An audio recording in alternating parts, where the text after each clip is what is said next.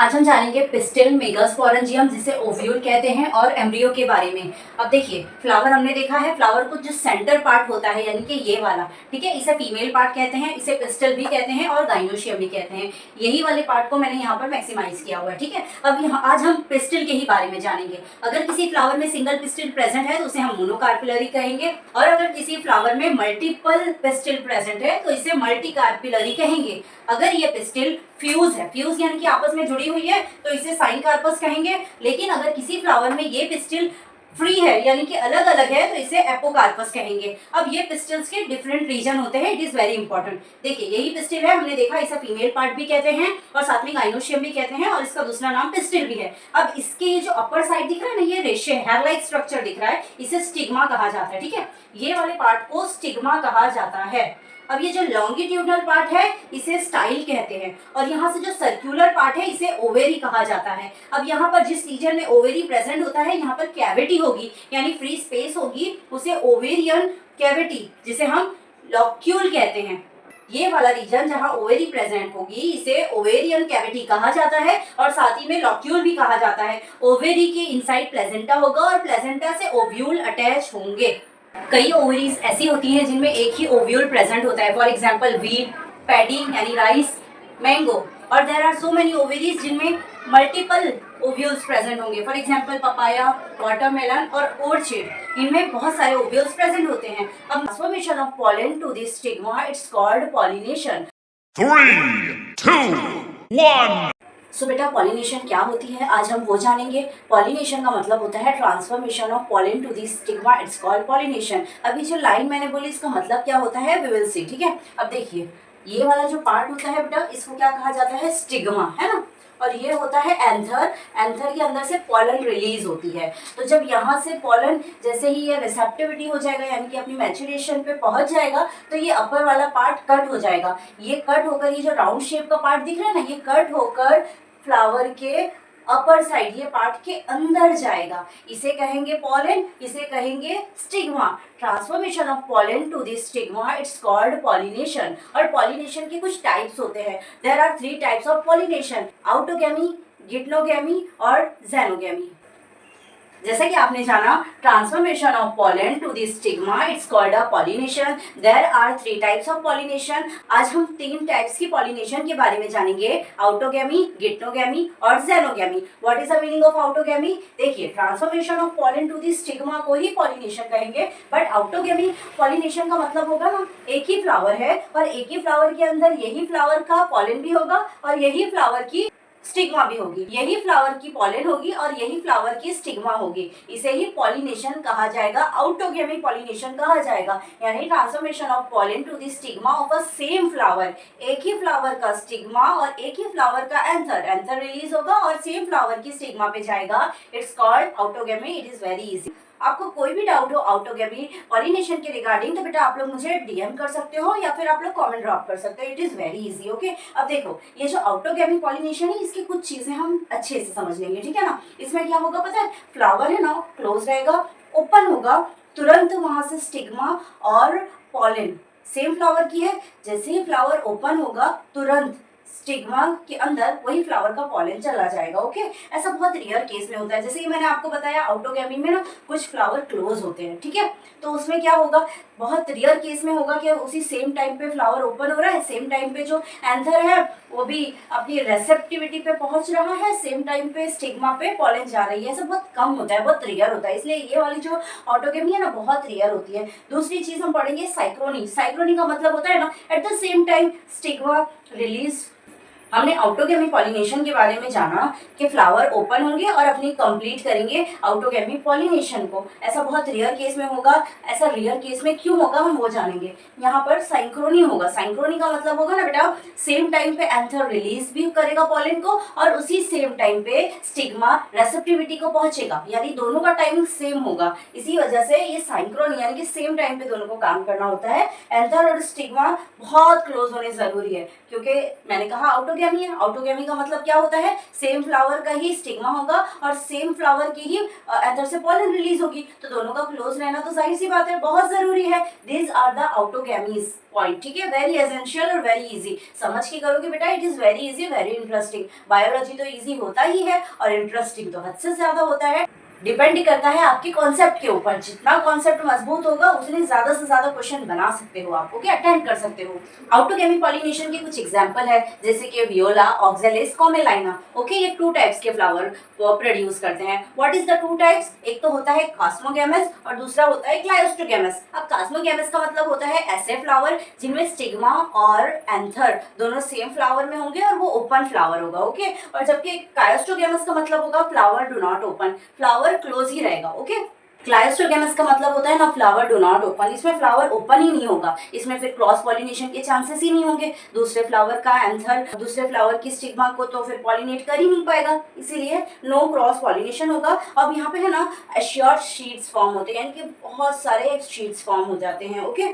और इसमें पॉलिनेटर की जरूरत ही नहीं होती है because flowers are close. But ये जो कास्मोगैमस फ्लावर है ना, इसमें फ्लावर ओपन हो जाते हैं। तो we have completed our autogamy pollination, it was very interesting and very easy. आपको मल्टीपल टाइम ना बेटा एनसीईआरटी की लाइन टू लाइन रीड करते हुए चलना है। When your concept is clear तो आपको चीजें समझना और आसान हो जाता है। बट आपका जो गोल होना चाहिए वो एनसीईआरटी को लर्न करना, रट्टाफिकेशन नहीं होना चाहिए। समझ कर एनसीईआरटी को फिनिश करना before the time, it must be your goal. NCERT आपका सब में बड़ा हथियार है। अगर एनसीईआरटी की लाइन टू लाइन आपने रीड किया ना, nobody can beat you, okay. और हमें पता है आप ऐसा कर सकते हो। हम यहाँ जो एक्सप्लेन करते हैं ना बेटा, हम अश्योरिटी रखते हैं कि आपकी सारी एनसीईआरटी की लाइंस क्लियर हो सके। हम जब यहाँ एक्सप्लेन करते हैं ना बेटा, तो हमारा मेन जो एम होता है वो ये होता है कि आपके एनसीईआरटी का कॉन्सेप्ट पूरी तरीके से क्लियर हो सके। हमारे एक्सप्लेन करने के बाद भी अगर आपका कोई डाउट रह जाता है या फिर कोई क्वेरी जनरेट होती है, you can connect us through the comment and through the app. As you know that we are available at the Play Store also, MSK Education Center. If you install the app, you can connect us through the app also. In the app we have published so many courses for you in a reasonable prices. तो अगर आपको कोई भी doubt है, कोई भी query है, तो आप हमें कनेक्ट कर सकते हो और अपनी प्रिपरेशन को बूस्ट कर सकते हो, ओके।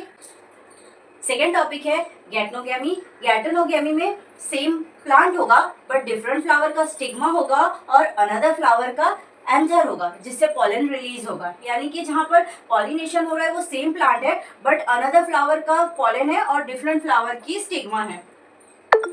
बेटा इसमें क्रॉस पॉलिनेशन होगी, ऑब्वियसली डिफरेंट फ्लावर है तो क्रॉस पॉलिनेशन तो होगी ही होगी। अब इसमें पॉलिनेटिंग एजेंट पॉलन को इस फ्लावर से अनदर फ्लावर पर ट्रांसफर करते हैं और जेनेटिकली ऑटोगैमी की तरह ही होगा, सेम होगा। जेनेटिकली ऑटोगैमी की तरह क्यों होगा? बिकॉज सेम प्लांट है, हालांकि फ्लावर डिफरेंट है तो क्या हुआ, बट प्लांट तो सेम है, okay. The next xenogamy. Xenogamy में डिफरेंट फ्लावर का स्टिग्मा होगा और अनदर प्लांट का एंथर होगा। यानी कि इसमें तो एंथर भी अलग प्लांट का है और स्टिग्मा भी अलग प्लांट का है। यहाँ पर डिफरेंट प्लांट है, फ्लावर भी अलग है, प्लांट भी अलग है। तो आपको क्या लगता है ये जेनेटिकली ऑटोगैमी की तरह होगा? Obviously not. ये ऐसा पॉलिनेशन है जेनोगैमी जो कि जेनेटिकली सेम होता ही नहीं है। जेनेटिकली इसका स्टिग्मा और पॉलन डिफरेंट होते हैं। It is very easy. इसमें भी पॉलिनेटिंग एजेंट के थ्रू होता है। Here we have completed whole the topic of pollination which was very interesting. आपको multiple time solve करना है। As I told in a previous video, आपको NCERT की line to line read कर जानी है। अगर आपको कोई नींद में भी उठाकर पूछे ना कि what is the meaning of pollination, how many types of pollination you have read from the NCERT, तो आपको सारी चीज़ें अच्छी तरीके से आनी चाहिए, ओके। सिर्फ मगअप नहीं करना बेटा, समझ के करना, इंशाल्लाह आपको आसानी होगी ही होगी, ओके। नेक्स्ट टॉपिक है हमारा agent of pollination. Agent of pollination का मतलब होता है जिनके थ्रू पॉलिनेशन हो। तो 2 types of agent of pollination होते हैं, एक तो होता है एबायोटिक और दूसरा होता है बायोटिक। एबायोटिक का मतलब होता है नेचुरल चीजें जिनमें जान नहीं हो बट नेचर की तरफ से हो, जैसे कि विंड हो गई, वाटर हो गया, इनके थ्रू पॉलिनेशन होता है। हवा चलेगी तो जिसकी वजह से क्या होगा, पॉलन ग्रेन वन फ्लावर से अनदर फ्लावर के स्टिग्मा पे जाएगी। तो एक पॉलिनेशन होता है विंड के थ्रू, अनदर वाटर के थ्रू। मल्टीपल टाइम्स क्या होता है, फ्लावर में जो एंथर होता है उसके अंदर से पॉलन पानी के थ्रू बहते हुए चली जाती है और अनदर फ्लावर के पास पहुंच जाती है। हम अभी आगे समझेंगे कि विंड पॉलिनेशन किस तरीके से होता है एंड वाटर पॉलिनेशन किस तरीके से होता है। आपको ये चीज़ याद रखना है बेटा, एबायोटिक पॉलिनेशन में विंड एंड वाटर ये स्मॉल प्रोपोर्शन ऑफ प्लांट ही है जो यूज़ करते हैं एबायोटिक पॉलिनेशन, और मेजॉरिटी ऑफ प्लांट तो बायोटिक पॉलिनेशन का ही इस्तेमाल करते हैं। अब हम जानेंगे जो एबायोटिक पॉलिनेशन विंड के थ्रू होता है वो कैसे होता है, और कॉमनली है ना विंड के थ्रू ही एबायोटिक पॉलिनेशन होता है स्मॉल प्लांट में। Pollination by wind, pollination by wind बहुत कॉमन है। हवा चलेगी, एक फ्लावर की जो एंथर है उससे पॉलन निकल के अदर फ्लावर की स्टिग्मा तक पहुंचती है, बहुत कॉमन है। हवा चलती है, विंड चलती है, जिसके थ्रू ये फ्लावर से अनदर फ्लावर पर पॉलिनेशन हो जाता है। अब ये पॉलिनेशन कैसे होता है, जो पॉलन ग्रेन होती है वो बहुत लाइट होती है, नॉन स्टिकी होती है, जिसके थ्रू विंड करंट के थ्रू ये फ्लो कर जाती है। लाइट होती है ना, बहुत हल्की होती है, और नॉन स्टिकी होती है, चिपकती नहीं है, इसलिए फ्लो कर जाती है विंड करंट के थ्रू। नेक्स्ट इसमें जो स्टिग्मा है वो फीदरी होता है। अभी हम जानेंगे, फॉर एग्जाम्पल देखो ये हमारा एंथर है, ये हो गया एंथर, ठीक है, और ये हो गया स्टिग्मा। अब हो गया एंथर, और एंथर के ऊपर पॉलन है, और ये है स्टिग्मा, ठीक है। अब देखिए क्या होगा बेटा, इसकी जो पॉलन है ना वो बहुत लाइट होती है और नॉन स्टिकी होती है। जैसे ही हवा चलती है ऐसे विंड करंट फॉर्म होता है ना, हवा चलेगी, हवा के झोंके के थ्रू ये सारे के सारे जो पॉलन है स्टिग्मा पे जाएंगे, और इसका जो स्टिग्मा है ना बेटा वो फीदरी होता है, हेयर होते हैं। देख रहे हैं आप कितने सारे फिगर है, कितने सारे हेयर्स है। जो ये जो एंथर के थ्रू पॉलन आ रही है ना, ये जो एंथर से पॉलन आ रही है, ये स्टिग्मा फिदरी यानी हेयर लाइक स्ट्रक्चर ज्यादा होने की वजह से ट्रैप कर लेते हैं, पकड़ लेते हैं। इस तरीके से आसानी से पॉलिनेशन हो जाता है, बहुत इजी है बेटा। विंड पॉलिनेशन में फ्लावर के अंदर सिर्फ वन ओव्यूल होता है, ठीक है, ये याद रखने जैसी चीज है। कई फ्लावर ऐसे हैं जिनमें वन ओव्यूल होता है, और मल्टीपल फ्लावर ऐसे भी होते हैं जिनमें मैनी ओव्यूल्स होते हैं, लेकिन जो भी पॉलिनेशन विंड के थ्रू होगी उसमें सिर्फ वन ओव्यूल होगा। अब ये बेटा विंड पॉलिनेशन आपको पता होना चाहिए, ग्रास और कॉर्न कॉब ये 2 एग्जाम्पल है, इसमें कॉमन होता है, ठीक है। ग्रास में तो मोस्ट ऑफली कॉमन ही होता है, विंड पॉलिनेशन ग्रास में तो कॉमन है, और अनदर एग्जाम्पल आपको कॉर्न कॉब याद रखनी है। अभी मैंने आपको बताया है, ये हो गया है पॉलन और ये हो गया स्टिग्मा। जिन भी फ्लावर में विंड पॉलिनेशन होगी उनका स्टिग्मा बहुत ज्यादा फीदरी होगा, हेयर लाइक स्ट्रक्चर ज्यादा ग्रो होंगे, और ये जो विंड पॉलिनेशन के थ्रू ट्रांसफर होने वाली पॉलन है वो भी बहुत लाइट होती है, नॉन स्टिकी होती है, जिसकी ये विंड करंट के फ्लो के साथ ट्रांसफर हो जाती है। बहुत ईजी है, ओके। आपको है ना बेटा एनसीईआरटी की लाइन टू लाइन रीड कर जानी है। मैंने आपने प्रीवियस वीडियो में भी बेटा यही बोला था कि आपको एनसीईआरटी की लाइन टू लाइन पे फोकस ज्यादा देना है, बिकॉज जो आपका कॉम्पिटेटिव एग्जाम है, बोर्ड एग्जाम तो आप इजीली क्लियर कर ही लोगे, लेकिन आपके जो एमसीक्यूज फॉर्म होते हैं ना वो लाइन टू लाइन फॉर्म होते हैं, ठीक है। तो आपको लाइन टू लाइन क्लियर कर जाना है। एक्स्ट्रा मटेरियल पर ज्यादा ध्यान नहीं देना है, आपकी टेक्स्ट बुक पे ज्यादा ध्यान देना है कि टेक्स्ट बुक आप लाइन टू लाइन रीड करते हुए जाओ। बिकॉज कई स्टूडेंट ऐसा है ना, जब एग्जाम आती है यहाँ से पढ़े, यहाँ से पढ़े, यहाँ से पढ़े, और जो मेन टेक्स्ट बुक है वही छूट जाती है, तो ये काम नहीं करना। और मोस्ट ऑफली क्या होता है ना बेटा, जब एग्जाम आती है ना, ये फ्रेंड ये पढ़ रहा है, वो फ्रेंड वो पढ़ रहा है, ये फ्रेंड ये पढ़ रहा है, जिसकी वजह से जो मेन टेक्स्ट बुक है ना वही लेफ्ट ओवर हो जाती है। Priority must be your text book, आपको सारी टेक्स्ट बुक की लाइन टू लाइन कर जानी है, ओके। और आप पे तो हमें ट्रस्ट है, आप कर लोगे। आज हम जानेंगे पॉलिनेशन बाय वाटर। अब पॉलिनेशन बाय वाटर के क्या क्या क्वालिटीज है जरा वो देख लेते हैं। पहले तो ये याद रखना है कि बहुत रेयर फ्लावर होते हैं जिनके अंदर ये पॉलिनेशन बाय वाटर होता है। 30 जेनेरा, उनमें मोस्ट ऑफली मोनोकोटाइलिडन होता है, उनमें ही ये पॉलिनेशन बाय वाटर होता है, ठीक है। आपको एग्जाम्पल के तौर पे कुछ नेम्स याद रखने हैं, जैसे कि वेलिस्नेरिया, हाइड्रिल्ला, मराइन सी ग्रासेस जिसे जूस्टेरा कहा जाता है, इन सभी में पॉलिनेशन बाय वाटर होता है। अब एक चीज याद रखना है बेटा, और इक्वेटिक प्लांट, चाहे वो प्लांट, कुछ प्लांट ऐसे होते हैं बेटा कि वो पानी में रहते हैं फिर भी उनमें पॉलिनेशन बाय वाटर नहीं होता है, क्योंकि वो फ्लावर ना पानी के ऊपर होते हैं, तो इंसेक्ट उसका पॉलिनेशन आकर कर देते हैं। तो इसलिए ये याद रखना है कि all aquatic plant do not use water for pollination. पानी में रहने वाले बहुत सारे ऐसे भी फ्लावर है जो अपना पॉलिनेशन वाटर के थ्रू नहीं करते हैं, ठीक है। अब पॉलिनेशन बाय वाटर वेलिस्नेरिया में होता कैसे है देख लेते हैं, ठीक है। अब वेलिस्नेरिया का ये है फीमेल फ्लावर और ये है मेल फ्लावर। फीमेल फ्लावर ना बेटा पानी के नीचे होता है ग्रो, लेकिन जब इसे पॉलिनेशन करना होता है तो ये लॉन्ग स्टॉक की मदद से अपर सरफेस पर जाता है, और ये जो मेल फ्लावर है ना वो अपर सरफेस पर ही पॉलन रिलीज करता है, और ये पॉलन अपर सरफेस पर ही फीमेल फ्लावर के पास आती है। इस तरीके से पॉलिनेशन बाय वाटर वेलिस्नेरिया में होता है। हमने क्या देखा, मेल फ्लावर अपर सरफेस पे पॉलन रिलीज करेगा, फीमेल फ्लावर एक लॉन्ग स्टॉक के जरिए अपर सरफेस पर आएगा और ये पॉलन को गेन करेगा, पॉलिनेशन कंप्लीट करेगा। All aquatic plant do not use water for the pollination. इसे हम समझेंगे। अगर हम वाटर हाइशियंट और वाटर लिली की बात करें तो ये फ्लावर है ना वाटर के अपर साइड रहते हैं, बट वाटर का इस्तेमाल पॉलिनेशन के लिए नहीं करते हैं। ये फ्लावर वाटर के अपर साइड रहेंगे, सरफेस पर रहेंगे और इंसेक्ट के थ्रू इनमें पॉलिनेशन होती है। वाटर हाइशियंट और वाटर लिली वाटर की सरफेस पर ही होते हैं, बट वाटर का इस्तेमाल पॉलिनेशन के लिए नहीं करते हैं, इंसेक्ट के थ्रू पॉलिनेशन करते हैं। ठीक है, that's why all aquatic plant do not use water for the pollination. आपको एग्जांपल पता होनी चाहिए। Water hyacinth and water lily they always remain upper surface of the water but do not use water for the pollination. हम जानेंगे marine grasses यानी कि ज़ूस्टेरा में pollination कैसे होता है।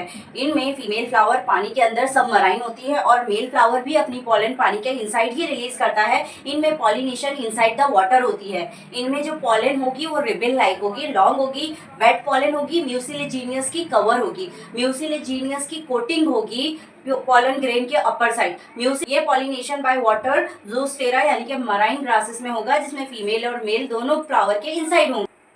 इनमें पॉलन वाटर करंट के थ्रू मूव करती है। हमारा टॉपिक है पॉलिनेशन बाय इंसेक्ट, जिसे हम एंटोमोफिली भी कहते हैं। Bees, butterfly, flies, beetles, wasp, ant, moth, birds, sunbirds, humming birds और bats, these are the common pollinating agent. ये ऐसे हैं जो बहुत कॉमन है जिनसे पॉलिनेशन होता है। इन सभी में bees are the dominant biotic pollinating agent. Bees जैसे कि आप जानते हैं मक्खियाँ हर जगह होती है, हर एक चीज़ पर जाती है, जिसकी वजह से बीज जो है ना वो कॉमन पॉलिनेटिंग एजेंट है, बहुत कॉमन है और ये डोमिनेंट है।